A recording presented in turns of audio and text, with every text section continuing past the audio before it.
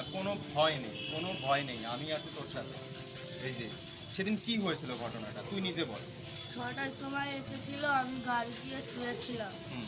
এই দুপুরবেলা আমি উঠে মা তুলে দিয়েছে আমাকে, তুলে মুখ টুখ ধুয়েছি, বললো চল ঘুরে আস। আমি বলেছি কোথায়? বলে চল দিদি ঠিক করবো।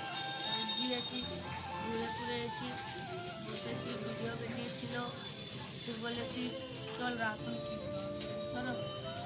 তো কিনে দিয়েছে, এই ডাল চাবল সব কিনে দিয়েছে। মানে অল্প অল্প দিয়েছে টুকটাক। আচ্ছা, তোকে ভিক্ষা দেওয়ার কথাটা কি বলেছিল, মানে যে তুই হ্যাঁ, ভিক্ষা চা ভিডিওতে বলছে ক্যামেরা? ভিডিও ভিক্ষা চা, আমি পয়সা দেবো, ওইটা ভিডিও বানাবো। দেখো আমার একটা কথা, আমি ভাইকে শুধরানোর জন্য এসেছিলাম বড় ভাই হিসাবে।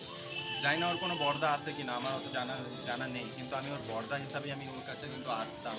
ও আমাকে দাদা বলে ডাকতো, ঠিক আছে, এমনকি ওর মা বাবাও আমাকে দাদা বলে ডাকে, কারণ শ্রাবণ আমাকে দাদা বলে ডাকে তাই। কিন্তু এই যে যেই জিনিসটা হলো যে শ্রাবণকে দিয়ে আবারও ভিক্ষা চাওয়ালো সামান্য কিছু ভিউসের জন্য, এটা কি কোথাও কি মানে এরকম ছোট বাচ্চাদের কি করানো যায়? আরে বাবা, কারো যদি হেল্প করার থাকে তাহলে তুমি হেল্প করো না। আমি একটা জিনিস দেখিয়ে দিচ্ছি, ঠিক আছে দাও। আমি একটা জিনিস দেখিয়ে দিচ্ছি যে জিনিসটা না দেখলে নয়।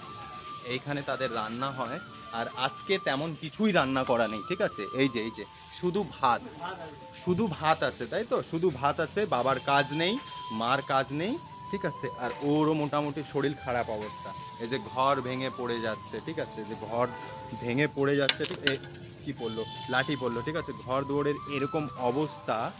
তার ভিতরে, ঠিক আছে, একটা ছেলে মানুষ যখন বোঝে যে বাড়ি ঘরের অবস্থা খারাপ, সে ভিক্ষা কেন, সে সব কিছু করতে পারে, কিন্তু তাকে সামান্য ভিউসের জন্য, তোমার নিজের ইনকামের জন্য কি তুমি এটা করতে পারো? কখনো না, ঠিক আছে, কখনো না। শ্রাবণকে যেই ছেলেটাকে দেখেছিলাম, ঠিক আছে, মুখের হাসি তার মুগ্ধ করেছিল, আজ কি তার মুখে কি হাসি আছে? কোথাও নেই, ঠিক আছে। কিছু কিছু মানুষ আছে ভাই, সত্যি বলতে খুবই খারাপ লাগে, ঠিক আছে, তারা মানে নিজের মা বাবাকেও বিক্রি করে দেবে সামান্য কিছু ভিউজের লোভে।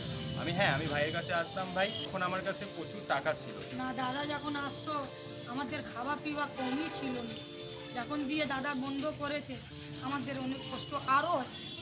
আরো কষ্টটা এই কারণে হয়েছে, অনেক মানুষ আমাকে আসতে বারণ করেছে, তুমি শুধু ওই মানুষটাই কেন, ওই মানুষটাই কেন। আরে বাবা, আমি একটাই কথা বলতাম, একদিনে নয় কিন্তু একদিন অবশ্যই হবে। আর কোথাও না কোথাও, ঠিক আছে, এই জিনিসটা, হ্যাঁ, মানুষের কথা আমিও শুনেছি, কিন্তু আমি সবসময় চেয়েছি শ্রাবণের কিছু না কিছু হোক, ঠিক আছে। শ্রাবণের মুখের হাসিটা যেভাবে চলে গেছে, সত্যি আমি চাইবো আগামী দিনে ভাইয়ের হাসিটা ফিরে আসুক, ঠিক আছে।